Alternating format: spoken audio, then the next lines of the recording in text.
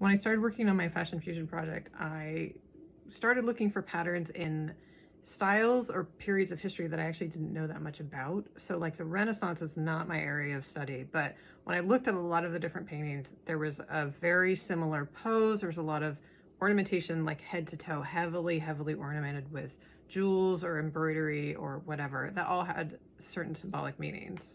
So when it came to my own art, I found myself using a lot of the same skills of like looking at styles or time periods, often that I didn't know that much about, but like looking at a lot of different works and trying to find the pattern sort of within that. I wanted to throw in sort of my own flair, so it was clear that I wasn't just taking different periods of history and putting them together. So I threw in like hamburgers or thank you bags or anything that I could think of that would sort of add that element of humor, but also make it obviously contemporary. I think very generally the purpose of art is to create new combinations out of sort of what we already have. And in that we kind of like move the bar forward because we're putting together maybe things that have a different symbolic meaning, but then in the combination we sort of create something new and make it a little bit different and more interesting.